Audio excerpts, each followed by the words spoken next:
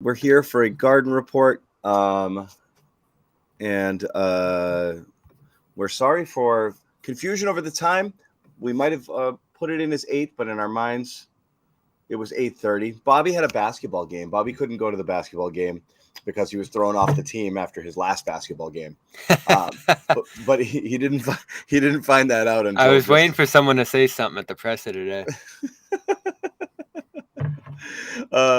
So yeah. So anyway, we're here, and we are doing a garden report, reacting to Jaylen Brown, reacting to his contract extension. Not much changed in terms of the news. We have obviously a clear picture of what this contract entails, Bobby. And after a day or two to marinate, we'll do a couple of things. We'll go over some of the stuff that Jaylen said today. But again, I didn't think there's anything here that's revealing or anything that we can kind of, dissect or extrapolate from. He's obviously grateful. I think he definitely feels humbled by it. I think he definitely feels kind of a little bit the pressure of expectations that will be coming along with a contract of this size. And that's something that we've talked about. We'll talk about as well. We also heard from Joe Missoula, who kind of talked about new identity of the team. And again, not much has changed because the team still remains intact from the last time we heard from Joe after the Kristaps Porzingis presser. So this is what we've got. But you've got Jaylen. You've got soon-to-be Jason under a supermax and Porzingis under contract at his $30+ million. And you got a lot of money tied up to very few players, and things are going to get interesting and tricky. But again, we know all of this. So couple days to marinate on all of it, Bobby. Anything change for you in terms of your thinking about the deal or anything that was said today that kind of made you think, okay, I can see that. I'm thinking of it this way. Not much. I if anything, I like it better.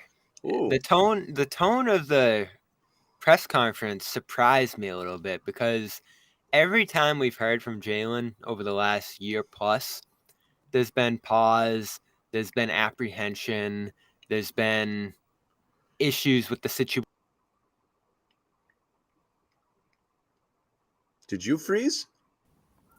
You got me now? Yeah, you're good. Keep going.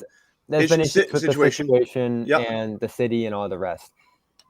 Today, he sounded so invested and bought in and embracing, of course, all the off-the-court responsibilities that he's going to continue to lean into, but also the pressure and expectations on the court here. And you didn't hear any of the groaning or I'm sacrificing and this and that. None of that. Like, he sounded happy to be here. On top of that, thrilled with what they did over the offseason. Even though he was sad to see Marcus Smart go, I thought the key line was not all change is bad, and he seems to love Porzingis there. So I liked a lot of what I heard today. I thought the event was really cool. It was a nice idea to do it at his education event there, and they had the crowd and everyone was clapping and everything like that. It had some gravitas to it. He definitely had a real presence to him, especially given what the environment he's in here and all some of the stuff he talked about. Yeah, I mean, all of that stuff is really cool. And like, there's nothing, no matter what, we can talk about Jaylen Brown and is he worth the money? Can he dribble with his left hand? Can he pass the ball? None of that has anything to do with that other stuff, which is really impressive. And it was a big part of today's press conference, both because of the setting, being done here at an event with kids over at MIT, and just how much focus he's putting into that, and the pay gap, which is a big issue of his that he keeps drawing attention to, and just making things easier and better for those who need a leg up. So, I mean, really, really good stuff with that, and a really kind of cool setting for the press conference for sure. So, all of that stuff is great. And they talked a lot about it at the press conference, how that's like important. Wick even said it was part of the negotiation process about how the Celtics are going to help him. He even talked about, one of the questions, Bobby, was, now that you've got a buttload of money, like, what are you going to do with it? And like, and part of it's like, yeah, I got to think about that, because I really do now have to figure out how I'm going to invest both my time and money into some of the things I've been doing and where it's really important. So it's definitely at the forefront of his mind. Yeah. And I think it adds to a growing belief I have that he's pretty invested in this situation and this team here, and in this whole situation's future. And I think what encouraged me most probably was his positive assessment of the negotiations, because I asked him, how'd this go? It took a long time and things were pretty deliberate. How'd you come out of this feeling? And I think he gave a pretty honest answer that, things get funky with the money sometimes, and, things can get a little tense on that front. But overall, he enjoyed the conversations, thought, both sides came out of it with things they wanted, and had a similar feeling to me that this is an overall pretty fair deal here. Now, again, I don't know if today's going to pacify the people who look at the 300 million and are just like shocked, falling over and saying like, whoa, like Jalen's about to make 60 million a year. I get it, because it is a little bit of a sticker shock when you look at it and just how much of the cap he's going to take up, and how much pressure, as there was, talked about today, is on his shoulders, given that he's making this much money. Now, you know how it goes, John. Like we saw it with Horford, we saw it with Hayward. When guys start making this much money, the expectations and the reaction, it changes, right? Change, yeah. The amount of what's so funny, and I'm glad you mentioned Horford. He's a great example, right?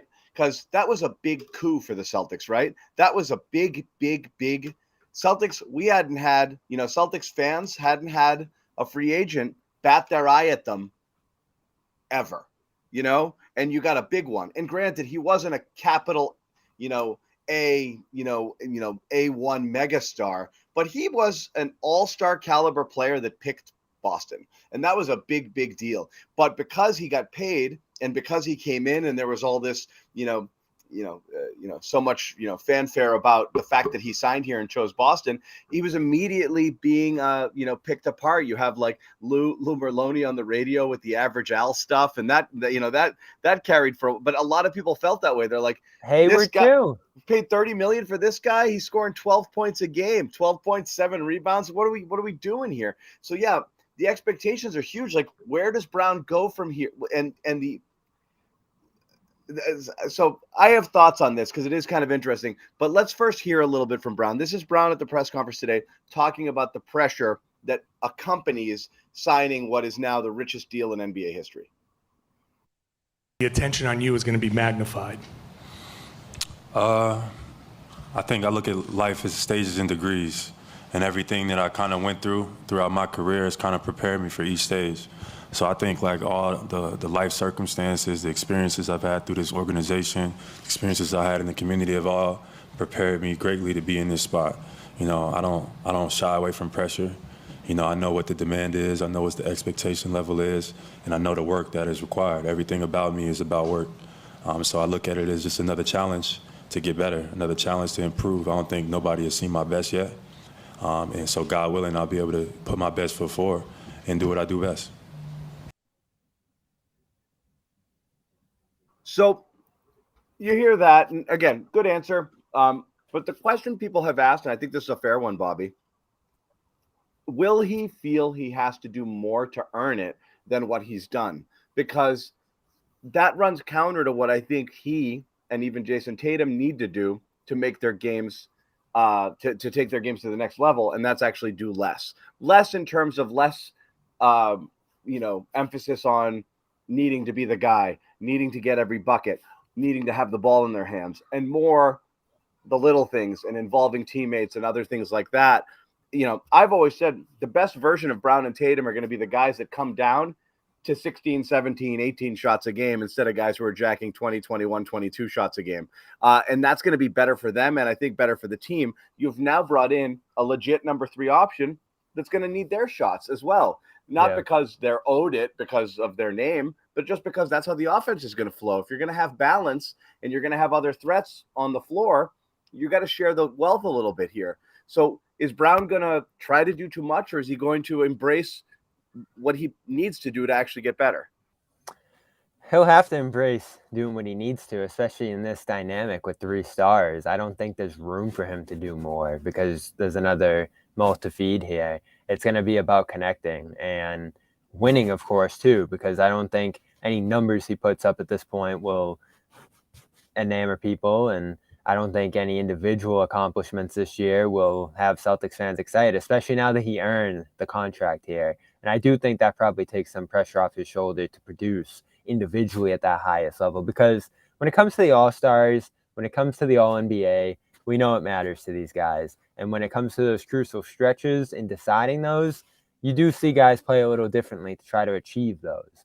So now that, Tatum earned his All-NBA, his supermax last year by making All-NBA.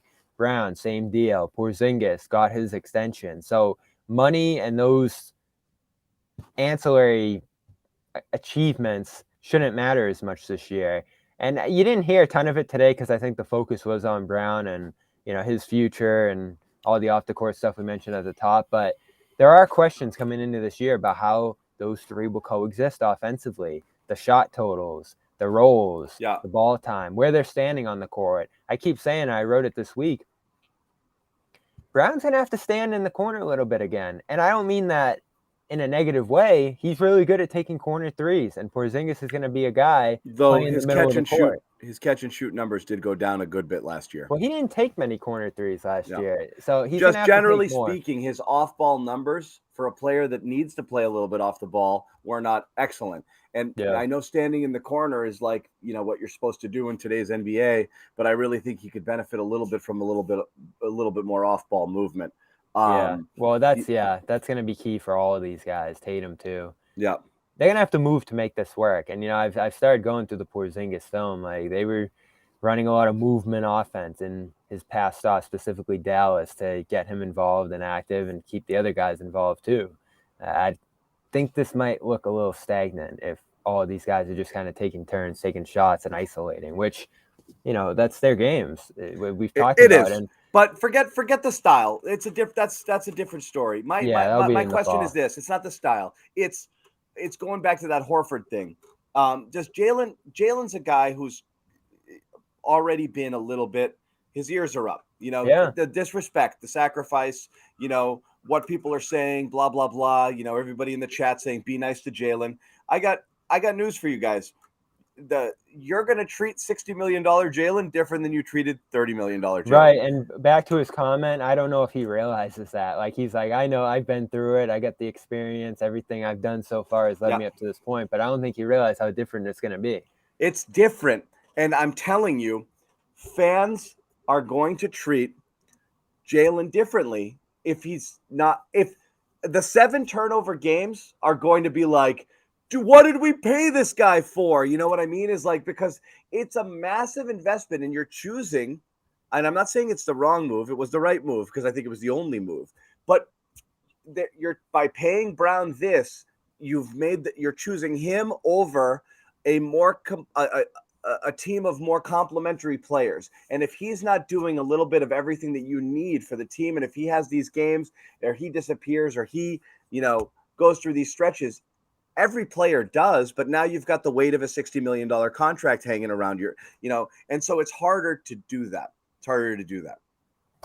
Yeah, for sure. And it happened retroactively already. I think the conversation on Brown already changed based on the East Finals and people preparing to see him make this money. I think people jumped off, or some, fans jumped off the bandwagon. I think the conversation changed a lot on Jalen, Bobby. I really do. And it's fair or not fair. I think it did. And I think the conversation would have changed on Tatum too if they got swept by Miami. Think of this too. I mean, this caused a stir because it got aggregated, but Zach Lowe was talking to people around the league and was saying they're about to pay the 3rd, 4th, 5th best player on the team this money, looking at the analytics. And we've talked about that for a while, John, how bad the analytics look on him. It shocked me when I was coming up with my All-NBA list, just how bad his analytics look compared to the field here.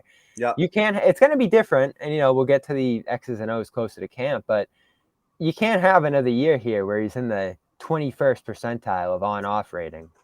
Like, your impact just has to be greater and wider because, as you've talked a lot about, John, great scorer.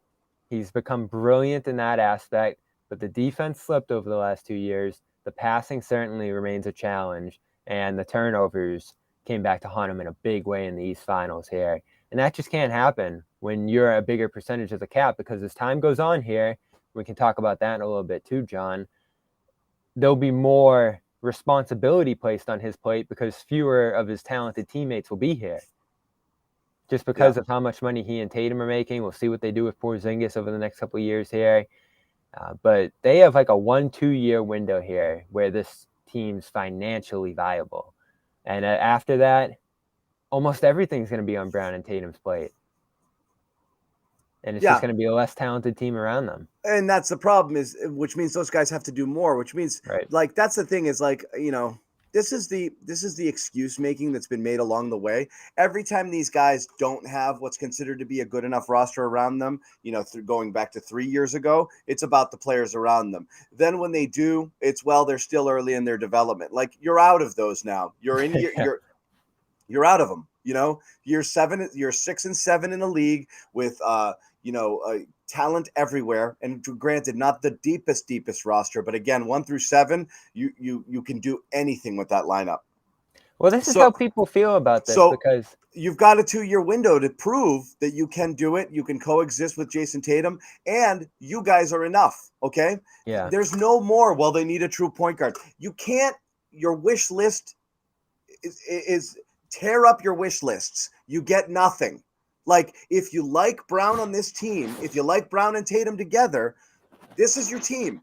You can't build a better team. You can't. It's impossible. So don't say if they only this, if they only that. The only way you get that other thing is by trading Jaylen Brown in a year. So this is your team now. You wanted it. You got it. It's up to them to deliver. If they don't, yes, absolutely. Somebody's moving in 2 years. That's happening.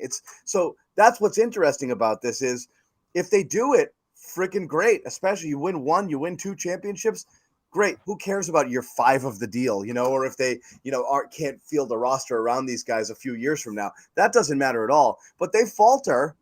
Yes, there's a change coming because this team isn't good enough and won't be good enough because you can't make it better anymore. You can't. That's it. And we talked about it. It will be tough to move this deal. It will be. I don't know about that. I've changed my thinking a little bit there, but I go back and forth on that. But I don't know that it's. Here's why I don't think, Bobby. Well, you say yours. You tell me yours, but I don't fully agree. Just because of the cap situation they're in here, and it'll probably have to be a 1-for-1, I would think, if you're trying to get equal value back. And I always like I came around to the idea that you initially pitched of breaking them up into multiple young players and having a more wide impact across that one big salary across multiple different players. That's not always how it's worked in this league.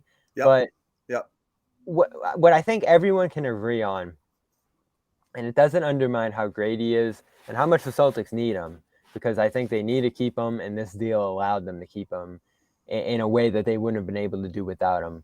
But his impact isn't as wide as the Jokic's, the Giannis's, the Lukas, the guys who get this deal. Even going back to Westbrook and Harden, at the beginning stage of Steph. These elite guys, the true top 15 guys who would have been an All-NBA last year if they were healthy, in the case of LeBron and Durant and some of these other guys, they have the impact to make up for, as you mentioned there, maybe not the best teammates around them. Injuries, tough situations. I mean, again, looking back at the East Finals, when Tatum goes down, if Brown's making $50 million, you do want a guy who's going to be able to step in and do those things, and he was unable to. That's tough. Brown has gone from underappreciated to overrated just with the stroke of a pen, and it's not his fault. That's the CBA. But at the same time, you like it because you were able to keep him. You had no choice. Yeah. It is the absolute right thing for the Celtics to do, but they're going to make every effort to move on from him in 2 years or a year if they can't do it. Right. Yes, Kess, you can say anything you want because I miss you. Can you say it's the coach? Yeah, I agree. But see, I'm not going there on this because I've criticized Joe. I thought Jaylen benefited immensely from playing under Joe last year. He had him in the right role on offense. Defensively, I think they're moving to something closer that's going to make him better on that end. So I don't think anything coaching has zero to do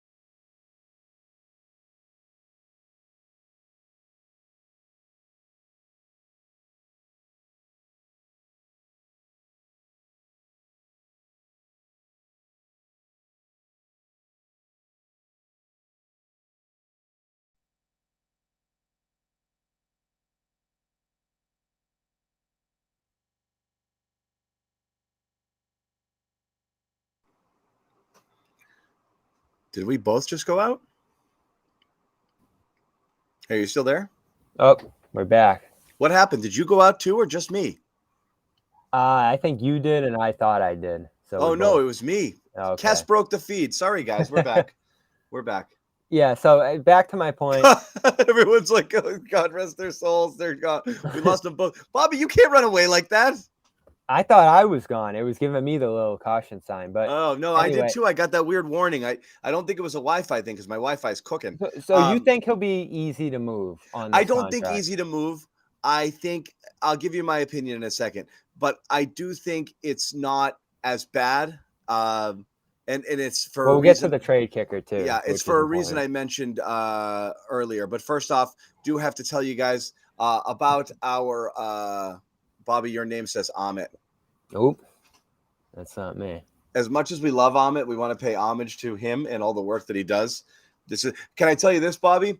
For about an hour today, I was walking around Patriots training camp with a Bobby Manning credential because they gave me yours. During mini camp, and I just blindly reached in my glove compartment, pulled one out, and put the Bobby Manning in, and I just walked around all day with it. But yeah, anyway, did want to tell you guys, like we said, about FanDuel, our exclusive wagering partner here at the CLNS Media Network, and we do thank all of you who have signed up. If you're into this sort of thing, please check it out. It is America's #1 sports book for a reason. It's the best place to get involved in any of your action. If you want, you can take your first swing here in betting Major League Baseball. If you haven't tried that on FanDuel, get 10 times your first bet back in bonus bets up to $200. That's right. Bet 20, you'll get $200 in bonus bets, win or lose. 100 you can spend. That's 200 you can spend on everything from the money line, over, under, whatever you think. And of course, you're going to have a lot of other options with football season coming around the corner too. And there's always some really interesting props that you can get into in futures. So Red Sox might be going to the playoffs. Red Sox, you never know. Trade deadline. You know, who's on the move, who's coming, who's going. There's lots of things you can look at. So again, go to FanDuel.com/Boston. Get up to $200 in bonus bets. That's FanDuel.com/Boston. Make sure you check it out here. And we should tell you, of course, that if you do sign up, you have to be 21 and present, 21 or over and present in Massachusetts to take advantage of this deal. First online real money wager only needs to be $10. Refund issued. Oh, sorry. The first online money wager has to be real money. You got to deposit at least 10 to get started. Refund issued as non-withdrawable bonus bets, which expire in 14 days. Restrictions apply. See terms at FanDuel.com/sportsbook. And if you are concerned about this and have any sort of issues with gambling, hope and help is here. Go to gamblinghelplinema.org or call 800-327-5050 for 24/7 support. So, Bobby, going back to this, can Brown live up to the supermax contract? I'm not sure. That's what we're going to figure out here. If he does, then it's a slam dunk deal. Is he tradable? The reason I think he's tradable, Bobby, is because most people, like, there's how many markets can attract free agents? Like, not a lot. Boston's not even one, but like, you're looking at how many cities that like really are destination cities. 4, 5, 6. Oftentimes those teams struggle with money. They're not the ones with cap space. They're not the ones that are just going to attract those free agents when they do have the space. So they're the ones that might take a swing at a star that they can't get any other way. So I do think there's possibilities there. The problem is the matching, is so significant that you've got to take a ton back. So it's hard to find a dance partner, but I think there will be teams that would line up for his services. I don't think you're looking at a Beal situation, Oh, certainly not. And he doesn't have that type of protection. He got a little bit with the trade kicker, which doesn't help him a ton until the later stages of this deal. So, yeah, you're taking pretty much every cent that Brown is making back. And is that one guy? Is that star for star? Is there another star out there that you'd feel better about swapping him out for in the future? I don't think you're doing those deals. I think you're doing the parts deal, Yeah. The Halliburton. And that's risky in the NBA. It is, but what you're basically saying is, I got to reload on the fly a little bit. This plan isn't working. I can't run it into the ground. I can't improve my team any other way. So I'm going to take a step back. I'm going to take an ascending player and maybe a pick or two, and then a couple other contracts that I can maybe move or clear out in the next year or two, get back under the cap, draft a little bit, and see if I can kind of reload on the fly. You might take a half step back here, but again, you're still trading him for, and again, let's look at an example. Could you trade Jaylen Brown for the Mikal Bridges package, like that Durant went for? Maybe not to that extent, but you can you might be able to get something like that with a couple of picks and a young ascending star and put yourself in actually better position going forward. So it's possible. But Brown has to play well. That's the thing, is like, it's a double-edged sword. If Brown starts to play worse, or if his worst tendencies don't go away, if he doesn't improve over the next 2 years, he becomes a lot harder to trade, because now he's a guy that's not at all worth the money. Yeah, but if even if he stays the same, he needs to improve into this deal, because what he did, making $30 million a year, was great. There's another level you need to have to reach, as we talked about, because the only guys who make this money are the Currys, Lukas, Giannis's, Jokic's, Tatum's even. And, Tatum will eventually start making this money. Fortunately, it's not till 2 years from now, which gives the team a little more wiggle room and flexibility here. But the reason those guys make that money is because they're able to do so much. And I like hearing him talk about defense today, because he does need to get back to that, because he's capable of doing it. And the playmaking, I know you don't have a lot of hope for it. It's hard to at this point, just because it's been that shortcoming for him for so long. But there does need to be a I'm not saying it doesn't exist. That. He needs to improve somehow, and it's not just about the scoring. So that's the thing is, and so, and this is where I have a slight bone to pick on this one. Everyone's going to be like, slight bone to pick. All you do is pick bones with Brown. But it's not. It's just simply, you're judging him on a different level. If Jaylen Brown was making $22 million a year, and you just signed him to whatever, obviously he's a much better player than that. But you're talking about a guy that you're going to pay this ridiculous amount of money to. And is he a capital S star? And I don't think so. And I think a lot of people around the NBA question whether he is or he isn't, whether he is that guy. But can you think of a player whose game evolved in those types of areas significantly in year 8, 9, 10? Like, you get better, you get craftier, you get smarter, your mentality may change some, but is he going to learn to dribble in year 8? It's hard to imagine. Is he all of a sudden going to develop court vision that it looks like that innately he doesn't possess? Like, no. I don't know that. I don't know that he can. No, every player does have a weakness. For Curry, it might be defense. For Jokic, similar. And other guys are varying levels of shooters against each other up at that top echelon. Luka, you have the weight. So there are factors with each guy that draws them back. But it's still about that width of impact. And it's about connecting, because he doesn't have to be the playmaker.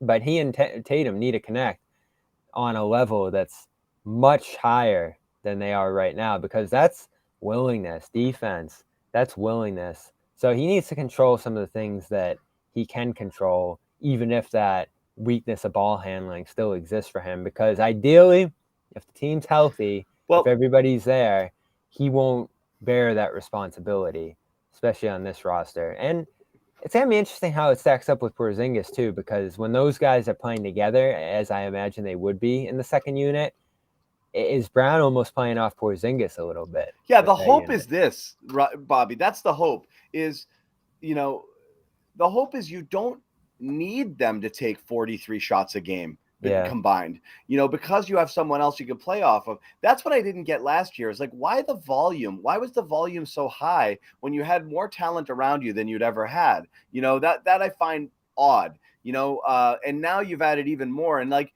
in addition to Porzingis, you also have Brogden and White, who've shown ability to create their own shot and knock down shots too. You have plenty of capable scorers now, where that shouldn't be the only area where you could feel that you can help the team. But you did mention defense, and that was my other little bone to pick here.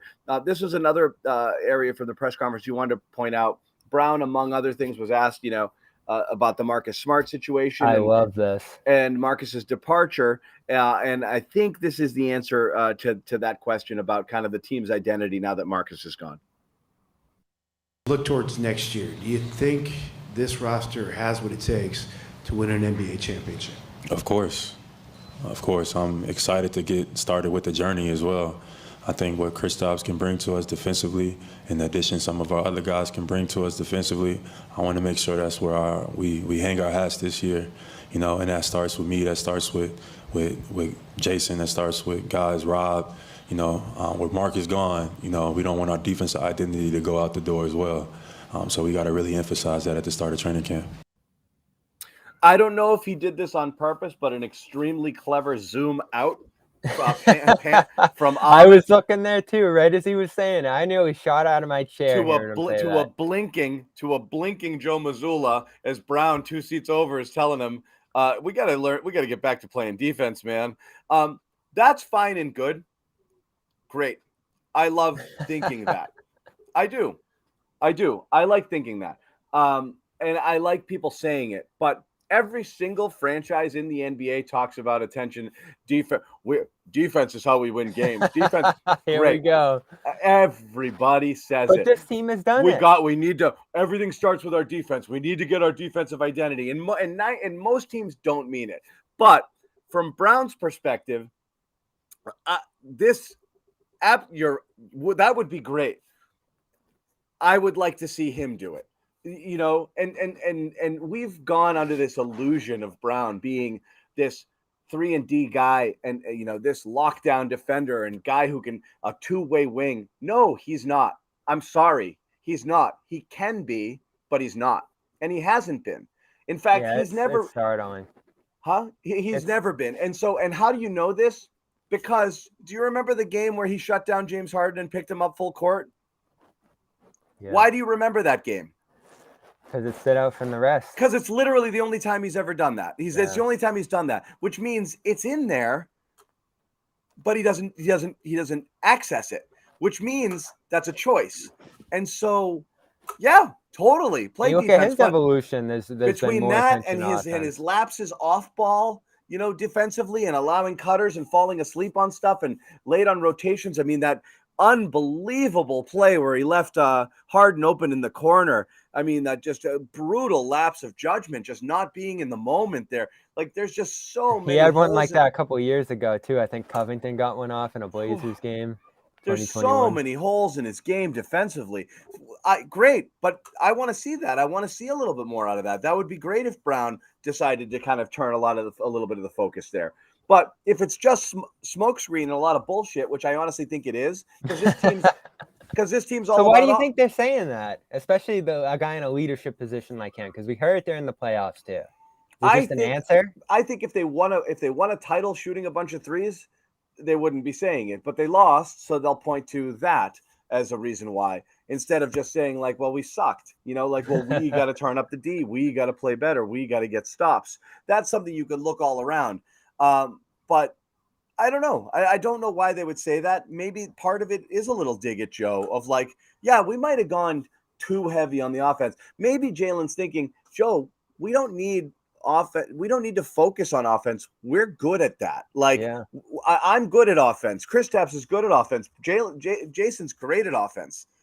So let's not ignore the other thing. And the defense can lead to offense, especially for a guy like him. And I think that's going to be crucial to making it work between Porzingis and him, is having a consistent transition game where Porzingis is getting stops and Brown's running out and scoring after those stops. They lacked that last year, just from conversations in Vegas. I do think this team looks back at last year and says, oh man, we didn't force enough turnovers. And I was pointing out that number all year. The isolation numbers because were they don't pressure. The individual efforts across the perimeter, especially. There's no pressure. They played such a passive style of defense, Bobby. Yeah. This drop coverage. I mean, again, we talked about the percentages, but you're right. Like, my goodness, like the point of it was not to stop people, not to put pressure on them, not to make life hard on them, to make them take the shots you wanted them to take.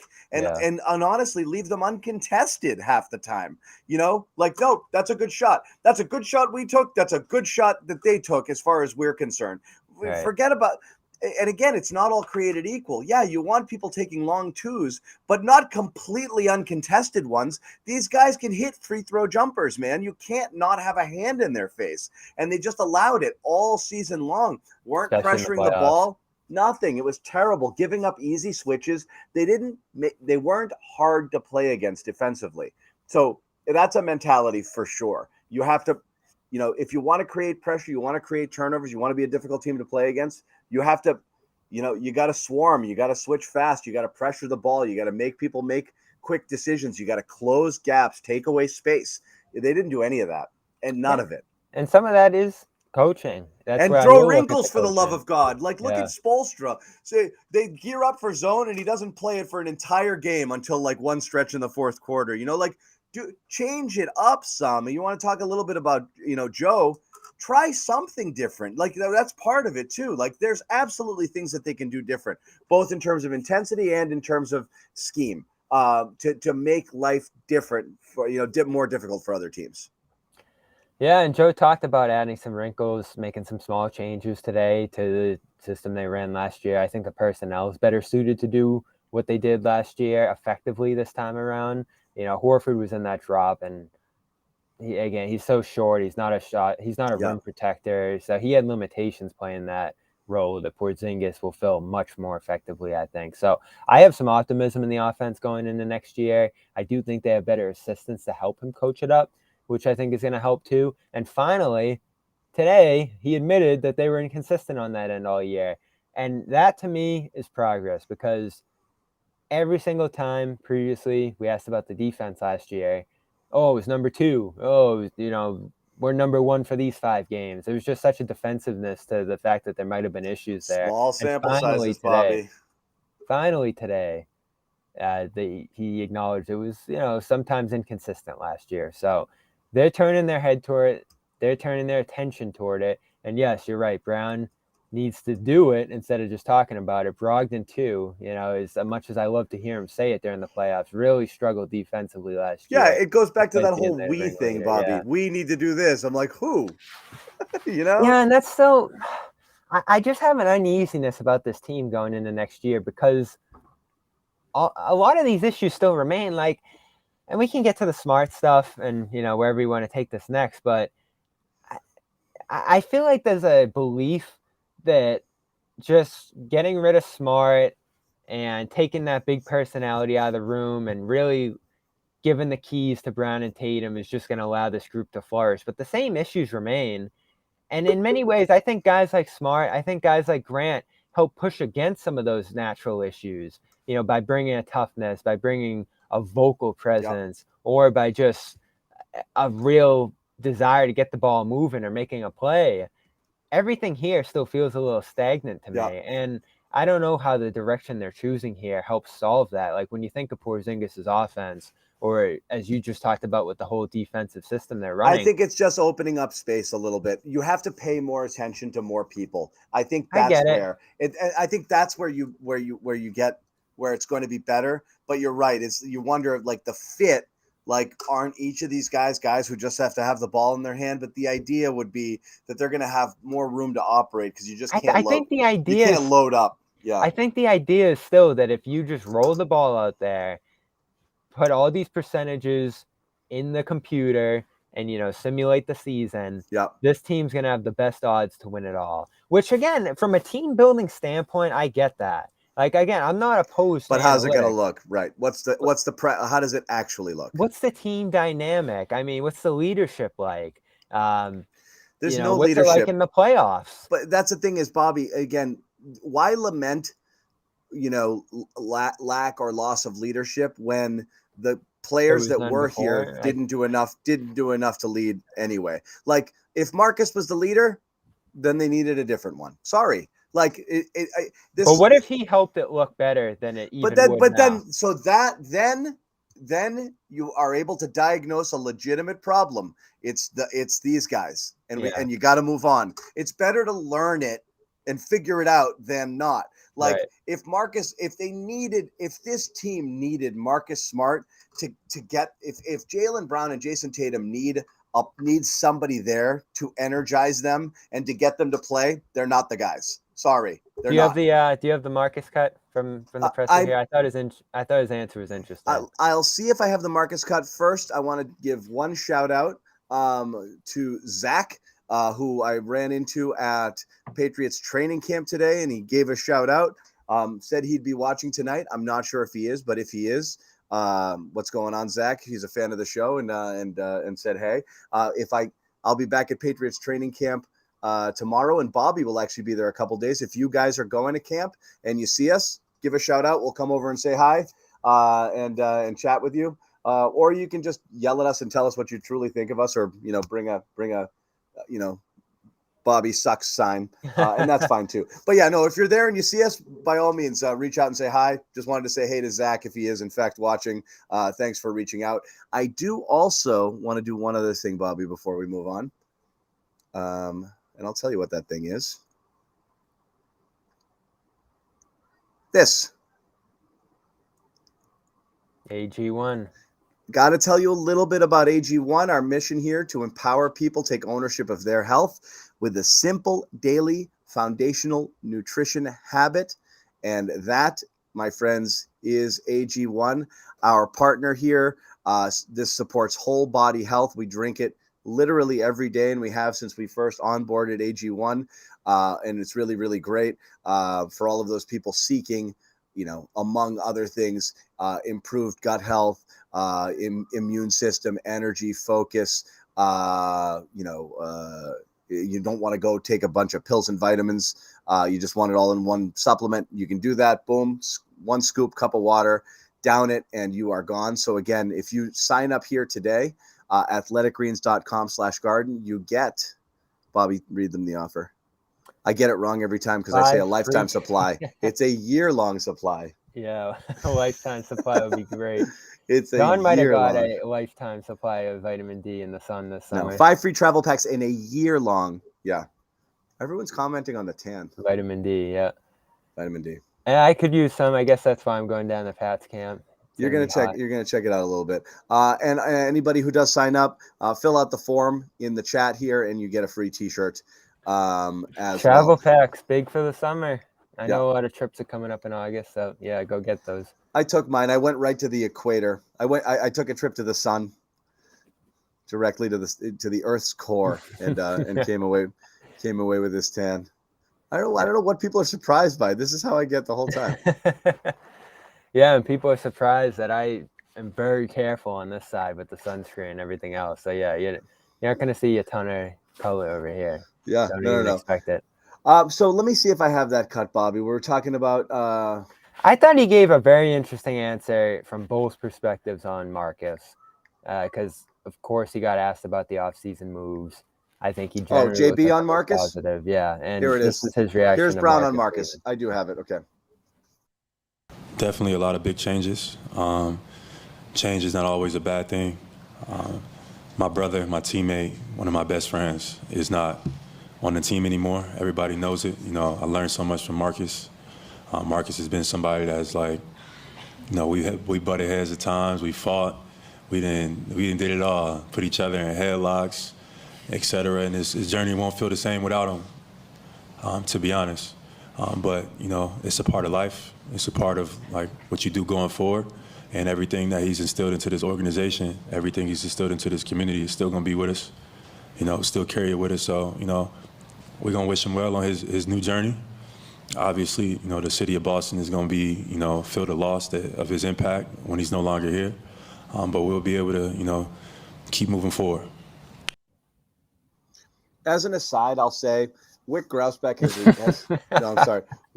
Wick has experimented with a few different hairstyles. I will say that he's found it with this. That is the perfect Wick length hair, and that's what he should stick with right there. Wick was glowing today. Yeah. One of those days. Yeah. Those days where he doesn't want to be around. Yeah. What, the Danny Brad day? a couple years ago, but today was a day Wick had to be there front and center. Yeah, he does. So anyway, that's where we're at with Jaylen. But that's a good answer. Honestly, I love that answer because it's very honest. You got the guys there who traded him right next to you, and you're like, yeah, that sucked. I hated that. But it's fine. That's the business. And he handles it in a big boy way, but it was a really open and honest answer about Smart. And also, for what it's worth, I think helped kind of put it all together for people that always questioned what was going on behind the scenes, because it very much was a brother relationship. The fact that he admits that they actually fought, that they would get into headlocks, that they went at it, but it was all based off of love, tells you a lot about that dynamic, because people kind of wondered, like, is JB all set with Smart? And yeah, the reality is probably there were times he was all set with him, but I think it all came back to love and respect and blah, blah, blah, and all of that stuff. I'm sure there are times he's like, shut the F up, Marcus, so yes, if you saw it and you thought you saw something, chances are you probably did. But the real story behind it kind of, I think, is what he said here is, yeah, we were like brothers, legit like brothers. We fought, but we loved each other. Yeah, It still doesn't mean that they won't be better off without him. And that the fact that, like, it might be hard to say bye because of the sentimentality of it all, but the reality is they might be better off apart, but we don't know. We'll see. The line that stuck out to me was that not all change is bad, and emphasizing how much Porzingis can help. He sounded to me like he approved of the move. He was way into Porzingis. I think he's totally lit up talking about him as well and how good he can be. Yeah. And there might be that sense in there that, as you said, let's see how this goes. Let's take the keys to this. We're ready. We're capable of leading not only on the court but off. And I think Jaylen's always had the confidence in that. And Marcus was always going to be the guy who used his voice in a louder way and made a more aggressive move on the court to go get the ball and do something. I mean, how many games did we look at where Marcus would shoot more than Jaylen? More so a few years ago. Again, but it would happen. That's because the Celtics' offensive identity and the way teams were playing them, knowing that they loaded up on Brown and Tatum. In crunch time especially, right? We had the numbers.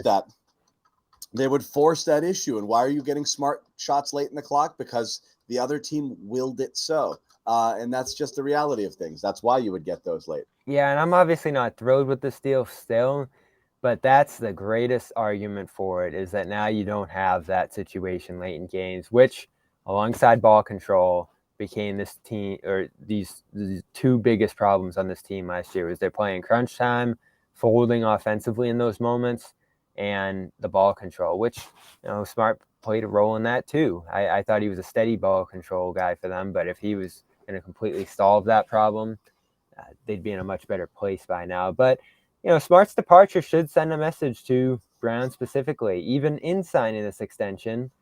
We talked about earlier in the show, it's not a guarantee he'll be here through 2029. In many ways, this is, along with the Porzingis addition, a moment of urgency, because the team can pivot in a couple of directions here.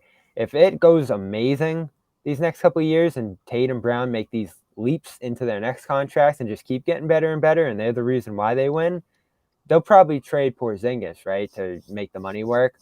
But if, as we said, you're testing now, Marcus is gone, you can't blame Marcus anymore, same problem still exists with these two leading the team. At that point, you do have Porzingis here on a 3-year deal as that second star, and you can look into what additional pieces you might be able to get for Brown here. Because money-wise, to me, John, going back to the Porzingis deal and now this extension, it doesn't add up to me. Like, there's got to be a limit for this. And all the credit in the world to Wick. We didn't think he had the stomach for this, and he did last year, and now he's committing $600 million to Tatum and Brown. But they have some outs if they want to pivot in different directions here and downsize salary-wise. And it seems like they already tried to with Brogden. And we can get to him before we get out of here. But all in all, this should be a sense of urgency among Brown, well, specifically Brown, I'd say, to make this work. Yep. and solve the issues from last year, because this isn't 6 years. Here you go, 6 years, Tatum and Brown. This, figure it out sometime in So- there and we'll be all right. It's a year or two here. We'll ask you money-wise. this. So here it is. This is the last $1 million question, and we'll move it out. Does he finish out this contract in Boston? I'd say the heavy betting odds would be no. But what do you think? I mean, how long will he be here? Oh, it's really tough to say today. Yeah, the odds are no. I do think, though, at their core, they really want to make this work. Again, they've tried everything except addressing these two. And they took a long look at Durant last summer, and I know the price was massive. And they said, no, we love these guys. They're young, they're dynamic, they're scoring 30 points every night together. And they took us to 4 out of 6 East Finals. So I think like everything in their being wants to make it work with these two.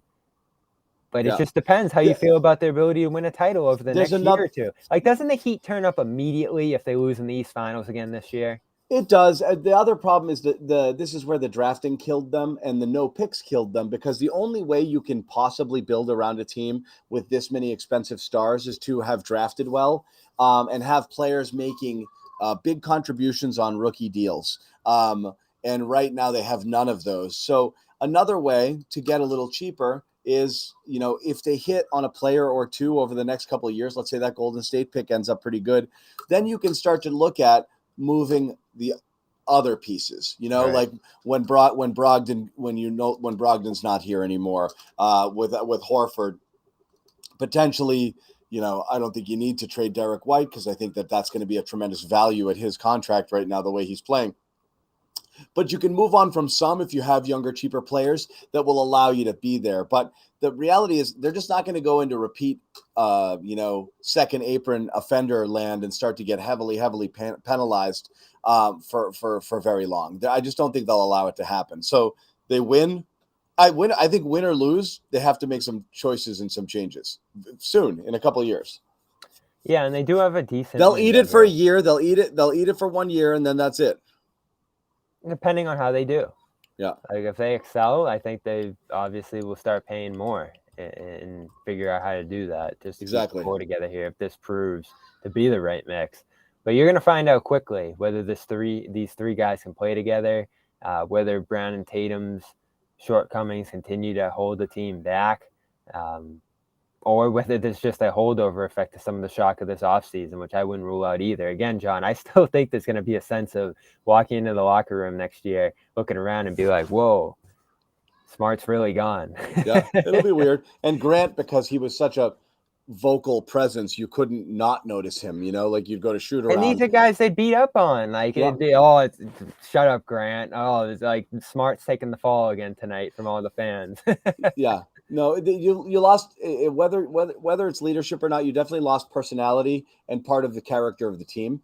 It doesn't mean it can't be better, and doesn't mean that they can't be better, but you did lose something there. Last question I'll ask before we wrap it here. Will Romeo Langford find a home in the NBA? It probably happens at some point during the season. Maybe even a training camp invite here, but I don't know. What better opportunity would he have gotten than playing a lot of minutes for the Spurs under Popovich? That was your golden ticket for him to make it, and they just let him go. They had restricted rights on him. They could have got him on a really nice deal, and they just said, nah, see ya. Yeah. All right. Well, we got a spot for you, Romeo, if you want to come back. But we're going to wrap it. But again, Celtics make a move. To summarize, yeah, is it going to work? Nobody knows. Was it the right move? 100%. It's inarguable. There was no other option at this point. There was one other thing I want to ask you about out of today. Oh, yeah. Brogden. Oh, yeah. Can you put that back in the bottle? Yeah, I mean, he's a pro. Distrust? I mean, look, Joe alluded to a little bit of a healing process being necessary there and getting back on the same page. We're, of course, worried about the injury as well, creeping up in the training camp. I mean, you're asking this question at a press conference for a guy whose name was mentioned in trades for 6 straight years. So Can Brogden get over it? Yeah, I think so. Because ultimately, what's his choice? Like, pout and demand out of a really good situation? He's making, he's getting paid, and he's in a really good situation and a chance to win. on the back nine of his career, as he's starting to kind of get to a point where, you don't know how many more opportunities you have, how many more good contracts you'll be able to sign. So, I mean, Brogden will figure it out.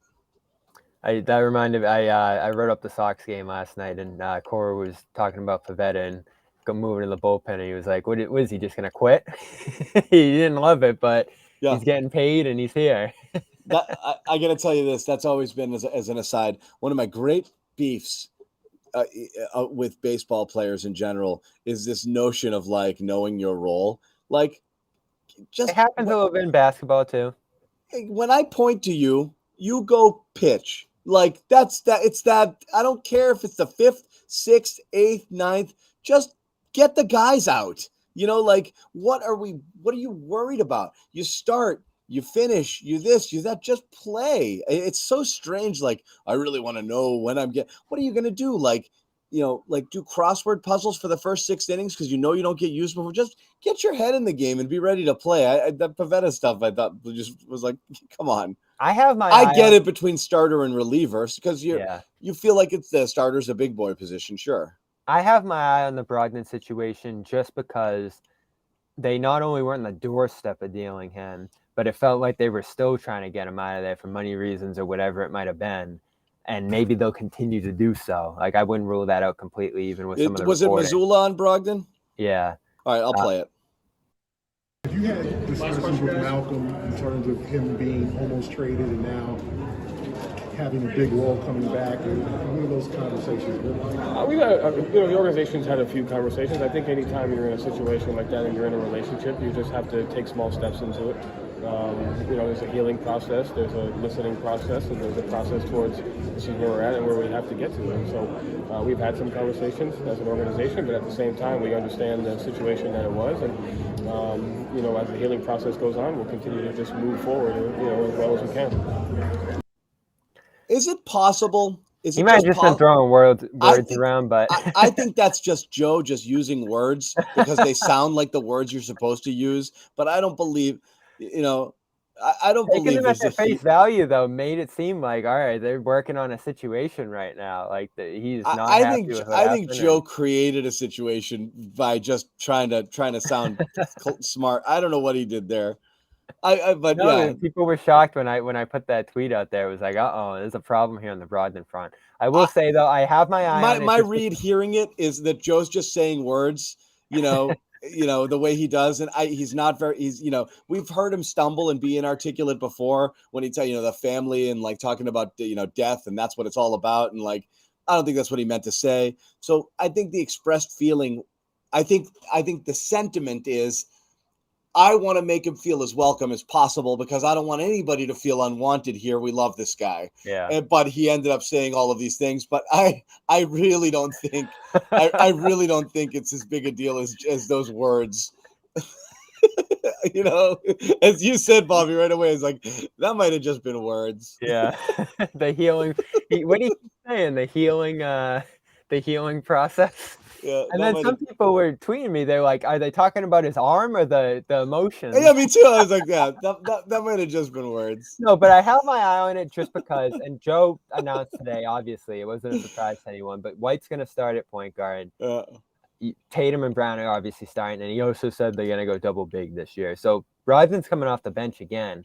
Something he expressed that he didn't love last year wasn't easy for him, even though he goes on 1 6-man. You have Pritchard in the running here. You've run another guard. I have my eye on it, of course, because he's coming into the year injured as well. And, he got asked about the injury. And Joe, of course, was just like, yeah, as far as I know, he's fine. But I don't know. It's something to watch. No, it's just words. We know, John. We're all waiting for, like, a week before training camp. Oh, Brogden might need a little procedure. Something like that. Like you haven't heard from him.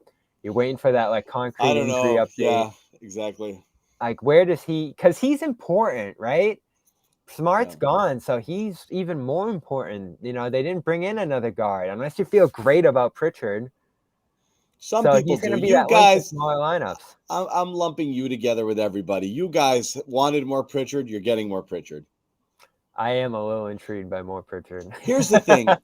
Here's what I'm He's playing intrigued for by. USA select team. I know. Here's what I'm intrigued by. Yeah, here's what I'm intrigued by. Having no choice, unless you're going to play a playoff rotation all frigging year, having no choice but to lean in and play some imperfect players who give you things that are useful, like shooting. Play your Hauser minutes, play your Pritchard minutes, and live with the consequences. Don't coach and play scared all year. I mean, they beat the crap out of their starters through the regular season, playing Horford 40 minutes. Like, just use the players and make it work.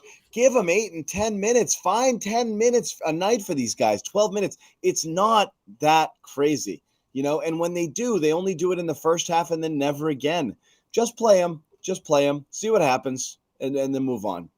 Right. So, yeah, that was a anyway, big gripe we had with him last year. It drives me nuts. Especially. Yeah. Roster's pretty well built to do that this year, though. Yep. All right, so we're gonna wrap. We'll have more later in the week, but you know, quiet part of the season. We'll still be doing garden reports throughout the year, leading up to that first. I'm so glad this didn't drag into August. Yeah, it would have gotten interesting. We do have a lot of Patriots coverage. You'll have Bobby Manning going down there and reporting from Foxborough a little bit on the side. You might even see Bobby doing some Red Sox coverage between Boston Sports Journal and even CLNS Media. So don't sleep on Bobby. To believe a little bit, John. Yeah. Okay. Well, I can watch them now, which is all I asked for. But yeah, they've been exciting lately. But thank you guys for hanging out on this random Wednesday, and thank you again to our sponsors: FanDuel, America's #1 sports book, and AG1. Drink AG1, and take advantage of the special offer. athleticgreens.com/garden. Drinkag1.com. New site. Oh, yeah, drinkag1.com. That's right. Drinkag1.com. My mistake. So, yeah, check it out, guys. We'll talk to you guys.